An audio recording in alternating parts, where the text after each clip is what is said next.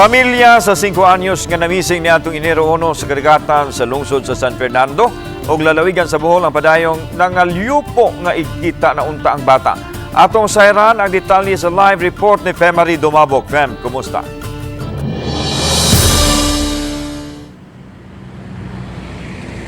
Yes, Lan, moduha ka adlaw na karon sukad sa pagkamising sa mga batang lalaki hinungdan nga grabing kasubanan ang gibati sa pamilya sa bata. Uli nito ni mama magpapadong, nagpaabot mo. Maluhin tao ka dong. Kini ang panghinaot nining 22 anyos nga inahan nga si Flora Mi Sabal. Kinsa dako ang pagbasol kun nganong nipugos pa sila sa paglawig nitong Enero 1 sa gabii.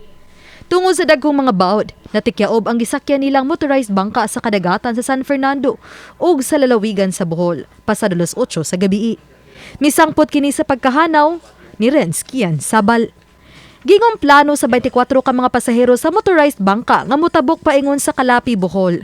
Aron unta sorpresaho ng ilang lolo nga magsaulog sa ika-78 niyang adlaw na tawhan. Ang pamilya ni Sabal taga Barangay Manipis sa Dakbayan sa Talisay. Sa dagat. Naligo siya.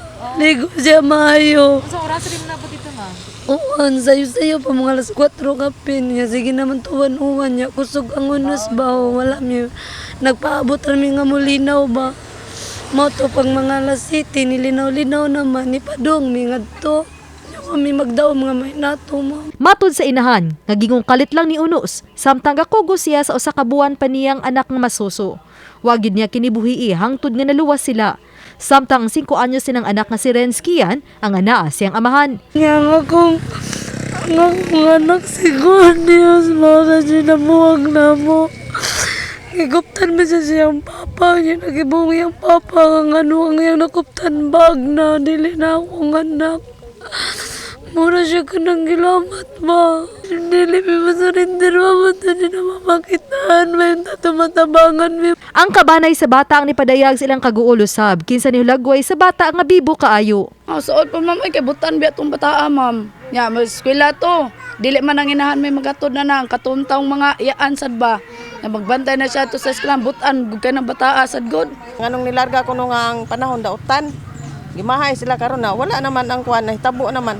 Kanang bata ko no di tag kuno na muban. Gialsam ko no nang Ronel lagi gatabi mi Idmar dito. Gialsa lagi Ronel gi. Isa na si Ronel. Mao na amahan.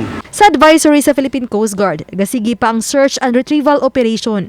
Apan tungod sa kabawuron sa kadagatan, temporaryong gisuspenso ang pagpangita. Samtang ang mga opisyal sa Barangay Manipis nagtinabangay sa pasiunang tabang nga ilang mahatag sa mga apektadong pamilya. Gigamit among resources sa barangay, itong multicab, kuyog iyang pamilya, nga sila scar-car karon. Tinag-amot-amot mi dire para sa fuel o para pagkaon nila.